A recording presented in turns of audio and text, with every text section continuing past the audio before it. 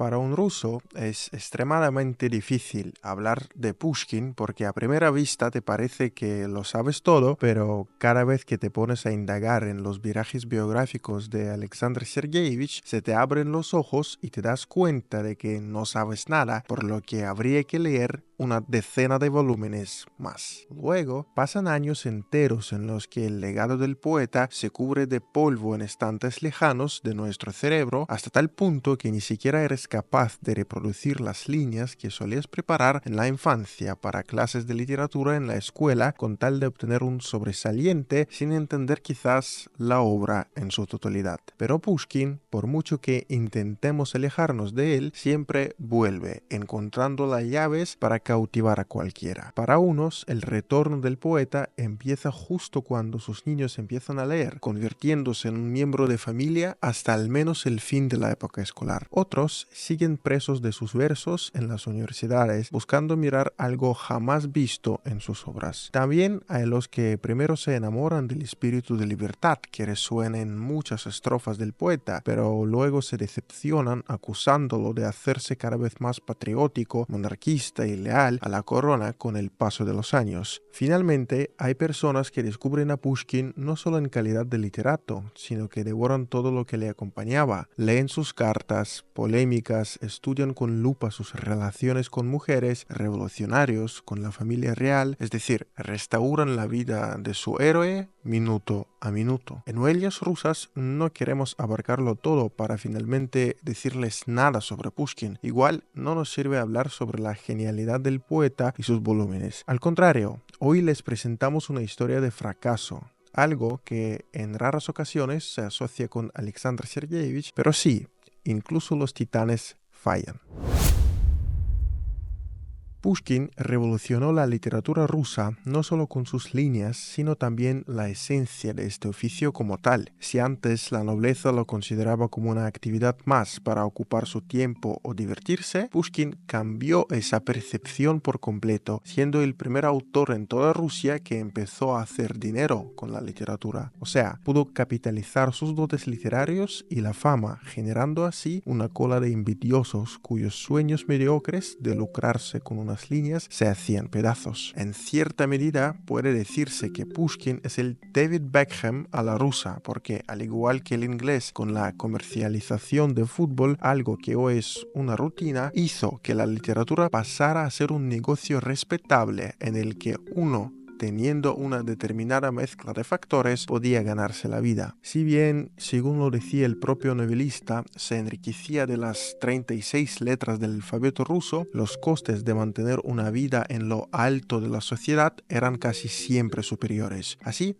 habría que guardar en el armario un sinfín de smokings y prendas para bailes y recepciones, encima teniendo como esposa a la mujer más bella de la capital. Alquilar un apartamento en pleno centro de San Petersburgo, a unos 5 minutos del Palacio Real, igual costaba una cuantiosa suma, por no hablar de gastos diarios como viajes en coche de punto. Todo ello, sumado a la adicción de Pushkin de jugar a las cartas y la necesidad de satisfacer otros antojos como una botella de champán helado, inevitablemente desembocaba en que al fin del mes los gastos casi siempre noqueaban los ingresos.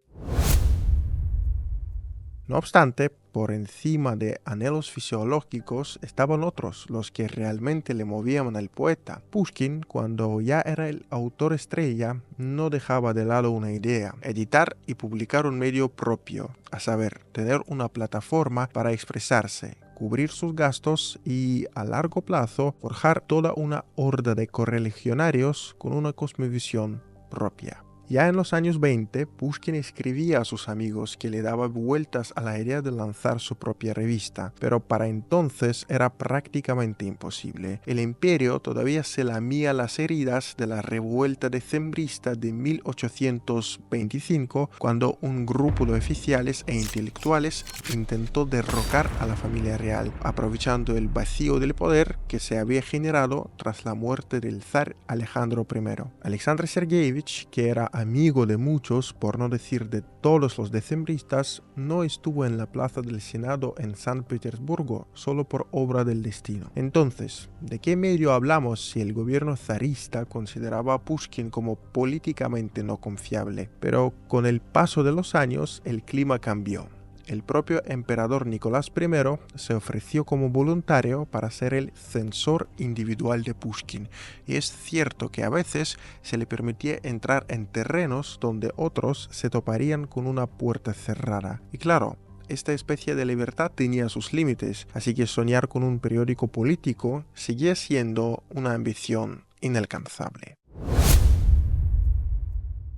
La hora H para Pushkin llegó a finales de 1835, cuando ya le quedaba relativamente poco con el temporizador del fatídico duelo ya iniciado. En diciembre de aquel año escribe una carta al todopoderoso Alexander Christoforovich Benkendorf, jefe del tercer departamento de la Cancillería de Su Majestad Imperial, o, para ponerlo de forma simple, de la policía secreta que movía los hilos en el país, siendo el supervisor de toda la prensa. Para entonces, Pushkin llevaba años en una acalorada polémica con el triunvirato de la prensa oficialista que, tras la sublevación decembrista y el recrudecimiento de censura, tenía derechos exclusivos para publicar noticias políticas, pero en los círculos de Alexander Sergeyevich era un permanente objeto de burlas. En contraposición, Pushkin aspiraba a reunir a una cohorte de autores afines, muchos de los cuales eran ya estrellas ascendentes. Finalmente, en enero de 1836, el gigante de la literatura rusa obtuvo el permiso del zar para lanzar su revista titulada Sovremennik o El Contemporáneo, en español,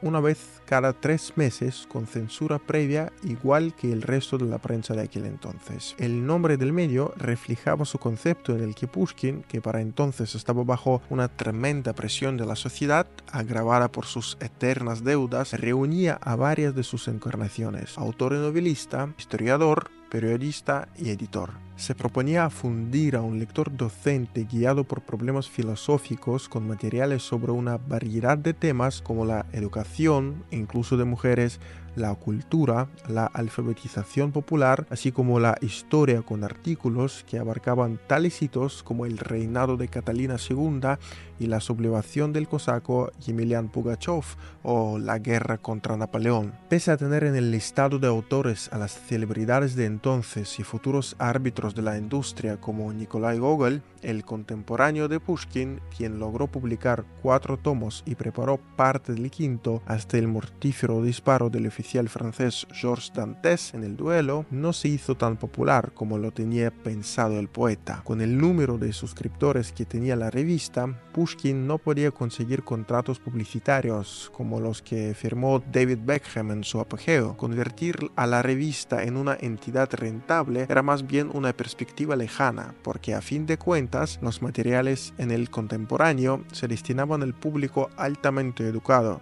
es decir, la revista, compuesta por unos poetas y escritores, iba para otros poetas y escritores, circulando en el mismo entorno sin salir de sus fronteras. ¿Podía Pushkin aumentar drásticamente la cantidad de lectores? Puede ser que sí, pero prefirió no deslizarse hacia rumores sensacionalistas. ¿Cuál fue el precio? Pues el contemporáneo, en la era de Pushkin, no acumulaba ganancias, pero tenía algo más importante que eso. Era un ladrillo más en el legado del poeta que, enredado en intrigas a finales de su vida y rodeado ya de una nueva pléyade de autores, buscaba una válvula de escape. Para relatar la historia de la revista tras la muerte de Pushkin no bastaría ni con una clase universitaria, pero intentaremos resumirlo en unas breves palabras. Los amigos del poeta siguieron con la publicación del medio, que poco a poco caía en desuso con menos de 300 suscriptores en algún momento. Todo empezó a cambiar desde finales de los 40, cuando la revista, ya en manos del poeta Nikolai Nekrasov, el publicista Iván Panaev, se llenó de autores que pregonaban ideas socialdemócratas, con algunos que osaban despachar artículos con pensamientos claramente revolucionarios. Siendo ya un impulso para medios de esta índole, la revista, que instaba a abolir la servidumbre y criticaba implacablemente al zarismo, no podía durar mucho. Los editores, por muy hábiles que fuesen, no podían seguir matando a los pájaros de un solo tiro todo el rato, adular a los censores y no perder a sus autores más brillantes, que lógicamente inculcaban a su audiencia nociones antizaristas. El tira y afloja llegó a su fin en junio de 1866, meses después del primer intento de asesinato del emperador Alejandro II. Eran ya otros tiempos, con balas, bombas y explosiones. Ni siquiera el nombre de Pushkin daba un salvoconducto. Decíamos al inicio que el lanzamiento de su propia revista era un fracaso para Pushkin. Económicamente, puede ser que sí, pero a nivel de ideas, el contemporáneo, junto con medios afines, pusieron en marcha procesos irreversibles, tallando a un público crítico, reflexivo y capaz de hacer que su voz fuese escuchada.